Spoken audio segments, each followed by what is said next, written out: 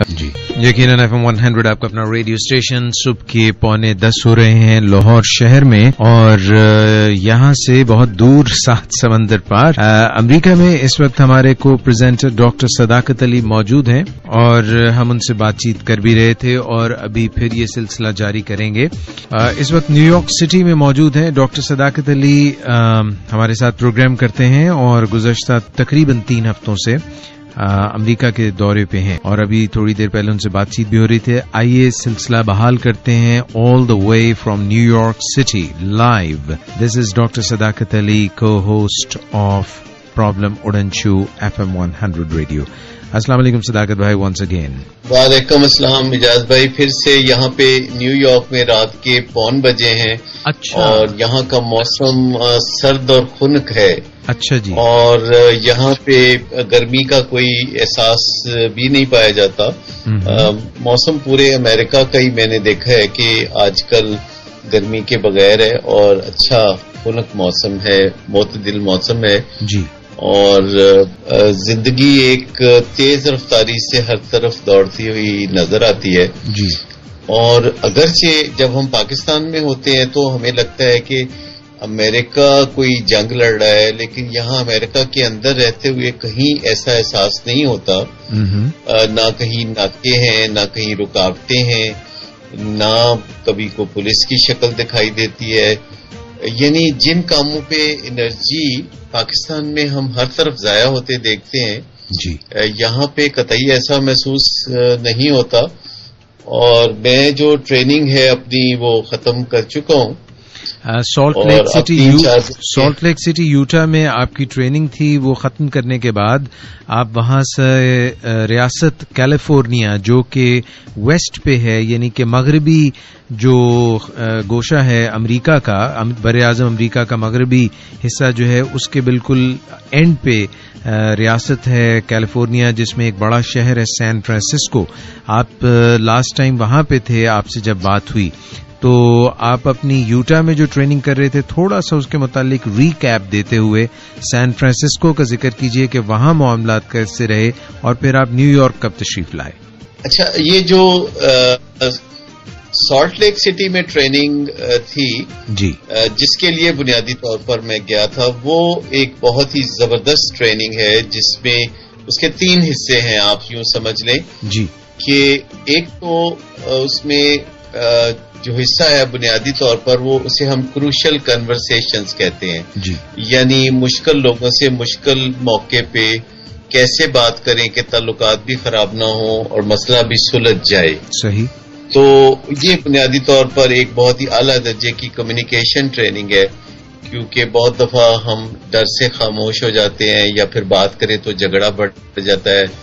لیکن جو اس کا کلائمیکس ہے وہ ہے چیزوں کا بدلنا، یعنی اثر انداز ہونا، انفلوئنس ماسٹری، لوگوں کو بدلنا، اپنے آپ کو بدلنا، اور اس کے لیے جو رہنما اصول ہیں جو پچھلے 50 سال میں دنیا کے بہت سے جو انفلوئنس ماسٹرز ہیں جنہوں نے یہ استعمال کیے ہیں اور انہوں نے یہ جو رہنما اصول کیے ہیں ان کے حوالے سے یہ ٹریننگ تھی جی۔ اور اس کے بعد میں پھر گیا تھا سین فرانسسکو، جہاں پہ ایڈکشن ریلیٹڈ ایک ٹریٹمنٹ سینٹر ہے جسے ڈیلینسی اسٹریٹ کہتے ہیں، جس کی سربراہ ڈاکٹر میمی سلبرٹ ہیں جو کہ ایک سائیکالوجسٹ ہیں، اور 1971 سے وہ یہ کام کر رہی ہیں کہ جو ڈرگ ایڈکٹ ہوتے ہیں اور اس کے ساتھ ساتھ کرمنلز ہوتے ہیں جی، ان کو وہ وہاں اصلاح کرتی ہیں ان کی، اور یہ لوگ جیل سے آتے ہیں اور آ کے تو وہاں پہ یہ ریزیڈنس اختیار کرتے ہیں،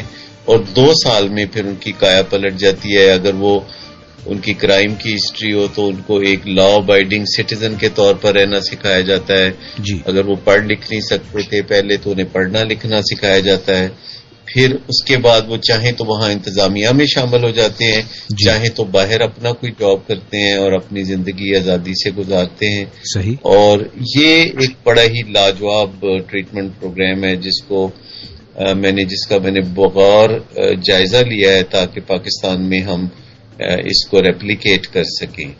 دیکھیے صداقت بھائی، آپ بھی تو تقریباً 30 سال سے ویسے تو ایڈکشن فیلڈ میں کام کر رہے ہیں، اور اس سے پہلے آپ جو کام کیا کرتے تھے اس میں معاشرے کے جو ایسے پسماندہ لوگ تھے، یا پسماندہ کہہ لیجئے یا اس سے اوپر، یعنی کہ جن کی افورڈنگ اتنی زیادہ نہیں تھی، ان کے ساتھ آپ نے تقریباً میرا خیال ہے 25 یا 30 سال کا کام کیا ہے، اور اب آپ جو 25 سال تقریباً میں نے 25 سال ان کے ساتھ کام کیا. پھر اس کے بعد آپ نے جو معاشرے میں middle class, upper middle class اور ایلیٹ کلاس ہے، 5 سال سے آپ تقریباً ان کے ساتھ کام کر رہے ہیں، تو مجموعی طور پہ 30 سال پہ معاشرے کے مختلف جو سطح پہ بسنے والے معاشی طور پر لوگ ہیں ان کے ساتھ آپ کام کر رہے ہیں.